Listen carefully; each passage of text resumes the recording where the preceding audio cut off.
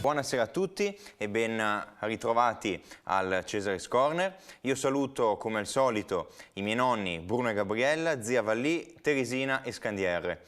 Allora, gli argomenti di oggi sono due.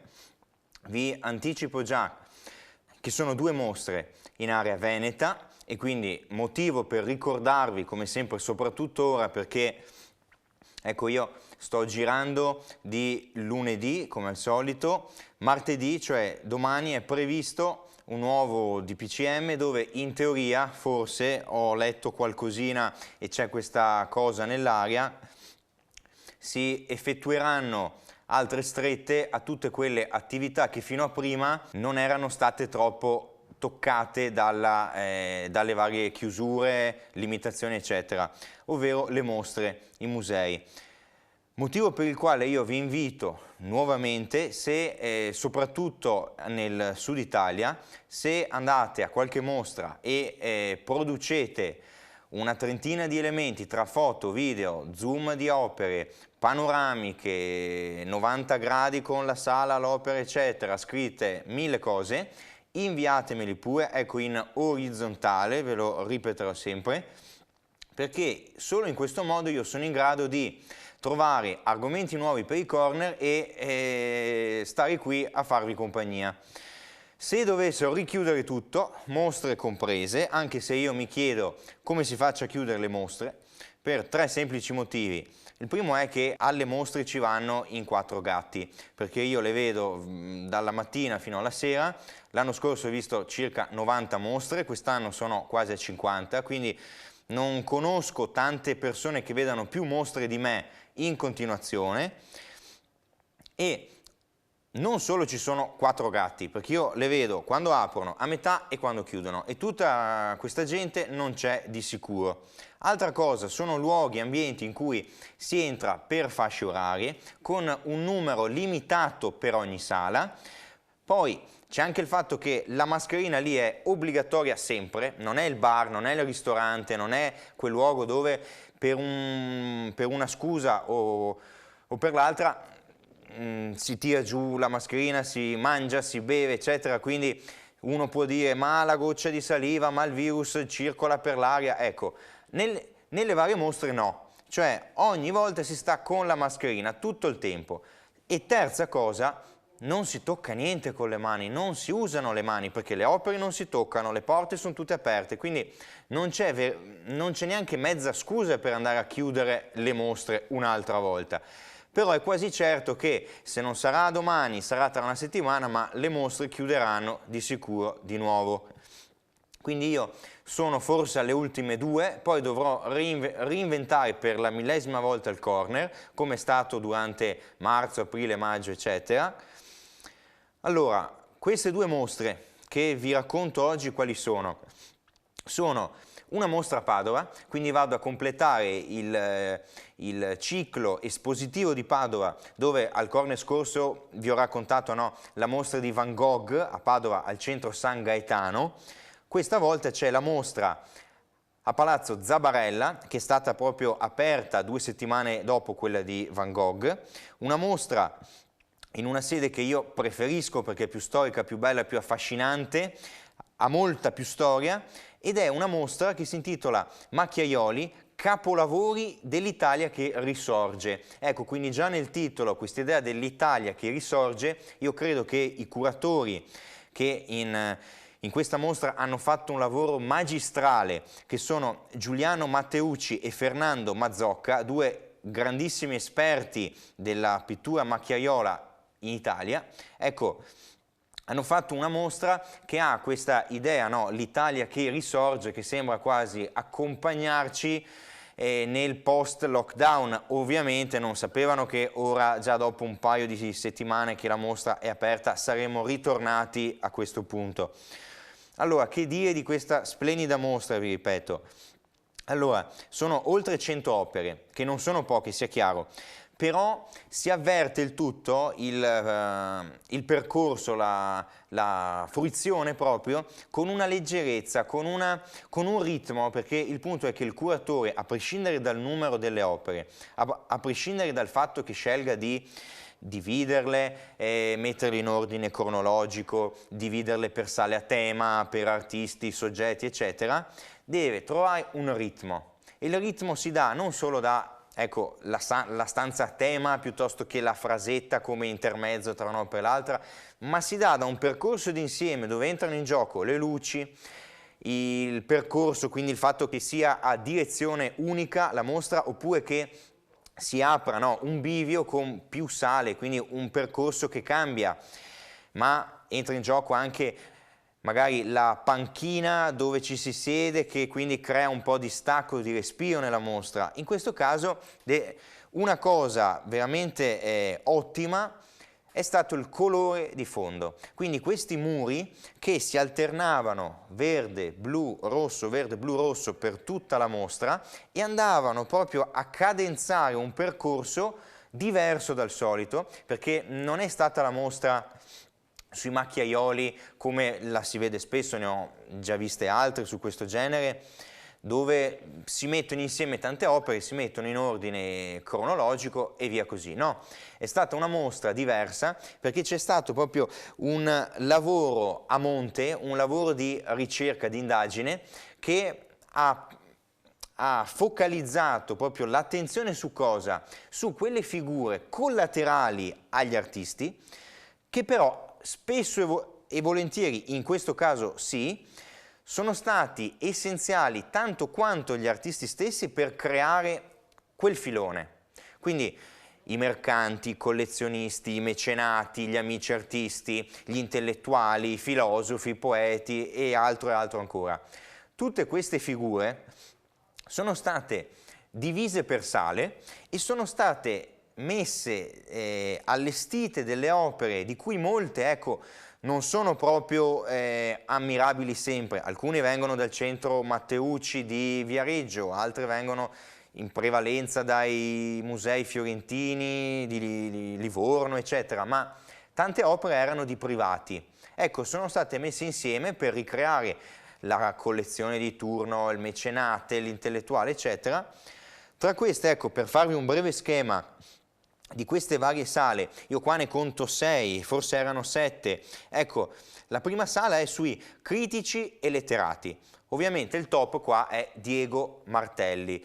Dire che sia stato solo critico, letterato o mecenate o collezionista, ecco, lui è stato tutto. Cioè, quando si studia la pittura macchiaiola non si può prescindere dalla figura di Diego Martelli, perché senza di lui, senza il fatto che lui è stato a tutti gli effetti proprio il catalizzatore di questi artisti, non ci sarebbero stati tanti incontri, tanti confronti e stimoli tra di loro, e quindi lui prima di tutti. Poi Uzielli, Ugo Ietti, e qua siamo nella parte critici letterati. Seconda sala, amici e mecenati, quindi il fatto di dire che un artista come Lega sia stato sostenuto dalle famiglie Bandini, Fabbroni, Batelli, poi che tre dame colte e sensibili come Fiorella Favard de Langlade, Isabella Falconer e Maria Vettori Medici si siano appassionate, siano state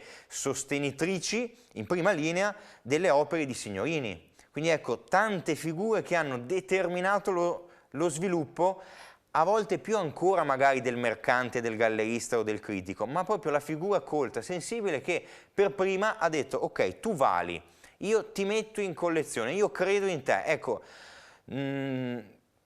ci sono molti artisti contemporanei che a volte non hanno la dovuta, non dimostrano la giusta riconoscenza verso queste figure che fino a 100 anni fa erano essenziali. Quindi sarebbe una mostra che invita anche gli artisti più giovani a riflettere su questo tipo di rapporti.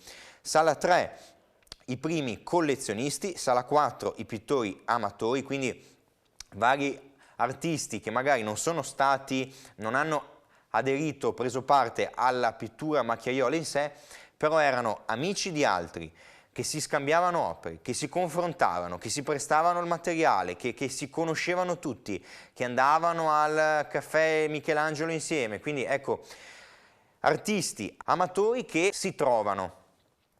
Sala 5 i mercanti, tra cui Giacomo Molena, Mario Galli, Luigi Pisani e altri ancora. Sala 6 la collezione Angiolini, che è una collezione livornese che è stata composta nel secondo dopoguerra principalmente per il volere di questo imprenditore, mercante, collezionista di altissimo livello e che viene esposta in questa mostra o per la prima volta o comunque tra le prime volte per l'ampiezza proprio del nucleo che è messo in scena. Quindi ecco, 6 sale, vi ripeto, forse 7, ne ho persa una, però che si alternano con un ritmo meraviglioso, luci giuste, zero riflessi, va tutto benissimo. Quindi è una mostra che io vi invito caldamente a visitare se sarà disponibile ancora per un po'. Questa mostra, ecco, scusate, termina il 18 aprile, quindi c'è molto tempo. Io non ho preso il catalogo, come anche per la prossima mostra, che vi anticipo già è la mostra di Chagall a Rovigo, perché di queste cose, di questi argomenti ho già abbastanza testi. Allora, io credo che sia una mostra anche stimolante per il tema, perché? Perché proprio in questo titolo, L'Italia che risorge, ecco, la pittura macchiaiola ha lasciato anzi un imprinting a tanta arte che c'è stato dopo, anche estera, soprattutto secondo me non solo per la luce, solite cose, la luce mediterranea che scalda le superfici, la pittura a macchie, eccetera, eccetera, eccetera, cose che sanno già tutti quasi, non sto qui a ridirvele per la millesima volta, ma soprattutto per una visione della quotidianità, per una visione del lavoro più umile che però viene reso con un eroismo esaltato che io non ritrovo né in altre epoche né in altri periodi, in altri cicli, ecco, un eroismo che soprattutto oggi farebbe bene ritrovare a partire da queste opere e poi nel resto della vita di tutti i giorni. Ora passo, ecco, al video. Abbiamo un video non so quanto lungo, nel senso che io ho lasciato tantissimo materiale, queste due mostre le ho documentate anche troppo, quindi mi sa che dovremo stringare un attimino il tutto. Quindi io chiamo il video alla regia, prego, ci ritroviamo qui tra poco.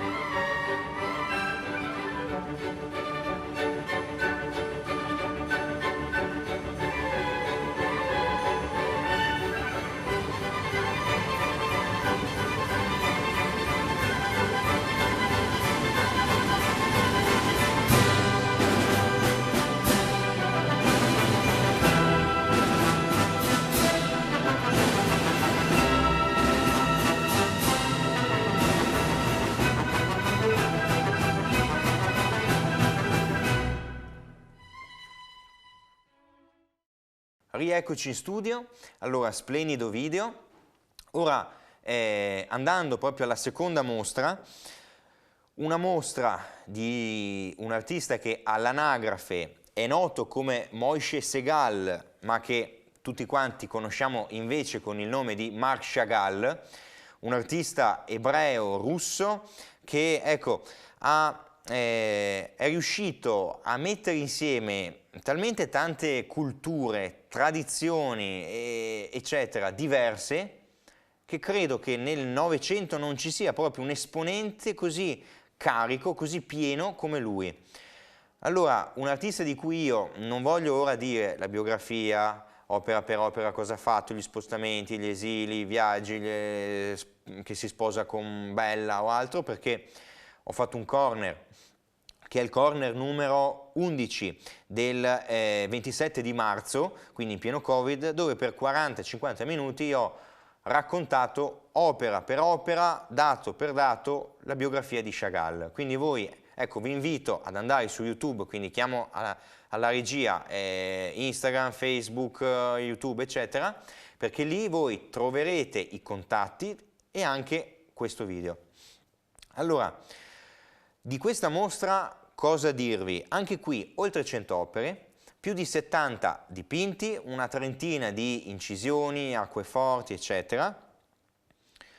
Questa mostra si svolge a Rovigo fino al 17 gennaio 2021. Questa è una mostra che mi hanno già detto, nel caso dovesse chiudere per il Covid, non sarà spostata. Quindi se chiudesse domani e riaprisse proprio il 16 di gennaio, non ci sarebbe modo di allungarla. Perché? Perché è già stata programmata la mostra dopo, arte e musica avanguardie di vario tipo, ho già visto il comunicato stampa.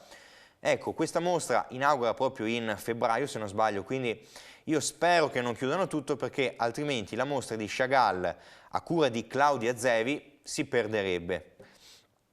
Allora, questa mostra ha un sottotitolo bello che è "Anche la mia Russia mi amerà". Questa è una frase stupenda che scrisse proprio Chagall nella sua autobiografia che si chiama Ma vie, scritta nel 22, quindi quando l'artista ha circa 34-35 anni, poi lui non sa che vivrà fino a 97. E lui scrive questa frase perché un paio di mesi dopo lui andrà in esilio, quindi scapperà dalla Russia, e lui si augura che un giorno anche la Russia possa amarlo. Ebbene, non solo la Russia, ma il mondo intero alla fine l'ha amato. Oggi è uno degli artisti su cui si fanno più mostre, io ne ho viste almeno 5 di mostre tra personali che indagano Chagall e la Russia, Chagall e la religione ebraica, Chagall e l'Occidente, Chagall e le incisioni, Chagall e la Bibbia, eccetera, eccetera. Quindi si fanno un sacco di mostre su Chagall. Questa è una mostra abbastanza normale, nel senso che non ha quelle, come si può dire, ambizioni di ricerca storico-critica che ha avuto e ha dimostrato invece la mostra di Padova. È una mostra molto più semplice, molto più classica, normale, che però vanta delle opere, soprattutto quella in apertura, che è la mostra è l'opera La Promenade, un'opera enorme, bella, che è stata messa al centro non solo del testo critico, dei biglietti, eccetera, ma al centro proprio della sala più grande. Ecco, è un'opera che di solito è nel Museo di Stato russo a San Pietroburgo e che, devo dire, non è un'opera rara da vedere perché si sposta più di altre questa, quindi è più difficile che si trovi in una mostra di Chagall un'opera come Il violinista in verde, di cui in questa mostra non c'è l'olio che invece è al MoMA, ma c'è un disegno piccolo, meraviglioso, che io non avevo mai visto, di un privato che l'ha proprio dato in affido a questo museo per fare la mostra. Altre opere che qui tornano sono L'Ebreo in rosso, L'autoritratto, sono alla fine poche le opere che io non avessi già visto in altre mostre. però anche solo rivedere delle bombe simili non dispiace mai, di sicuro. Allora, altre cose da dire, anche questa, circa 100 opere, che però sono delle opere che cercano un confronto con un tema, che è quello appunto della Russia, come c'è già nel titolo, e quindi sono state messe in dialogo icone russe, sono state messe in dialogo delle pagine di libri che riportano delle raffigurazioni storiche, quindi ecco un certo tipo di alfabeto che poi viene recuperato ad esempio nell'opera Ebreo in rosso, quindi tutti elementi della tradizione russa che tornano ma si mescolano con la cultura più strettamente parigina, quindi anche qua andare a trovare i simboli di Chagall e decodificarli in un'unica chiave è impossibile, perché anno per anno ogni simbolo, il gallo, la capra, piuttosto che l'ebreo errante, piuttosto che il cavallo alato che vola in cielo, il pendolo, il candelabro, ci sono moltissimi simboli, tutti questi anno per anno non restano uguali a se stessi, ma spesso cambiano in base alle influenze, agli incontri, agli spostamenti, all'esilio, al matrimonio, quindi a varie cose. Questa è sicuramente Promenade, l'opera più bella che ci sia in mostra. Altra cosa che vi invito proprio a leggere è un articolo di Art Tribune su questa mostra che è stato scritto un paio di settimane fa, un articolo scritto in maniera impeccabile, eccelsa, magistrale, da una carissima amica a cui mando un grande abbraccio, Serena, che ha scritto proprio di Chagall, l'ha definito un artista che ha attraversato tutto il Novecento con una valigia colma di sogni. Ecco, io non trovo frase più giusta per raccontare il percorso di un artista che ha veramente viaggiato non solo con le sue gambe, ma soprattutto con la mente, tra una cultura e l'altra, tra il sogno e la realtà. Quindi proprio uno dei pochi artisti che sia in grado di mettere tutti d'accordo, giovani, meno giovani, donne, uomini. Le stesse mostre vengono curate, allestite e apprezzate in Italia, a Padova piuttosto che a Milano, in Russia, in Asia, in America, quindi ecco, Chagall è uno dei nomi che gira più di tutti, ha opere nel mondo intero, quindi non so che altro dirvi, vi rinvito, guardatevi il corner numero 11 del 27 marzo 2020, perché lì trovate un bel po' di materiale su Chagall. Allora, anche di questo io ora chiamo il video, anche qui abbastanza lungo, un video forte, quindi prego regia, via con il video.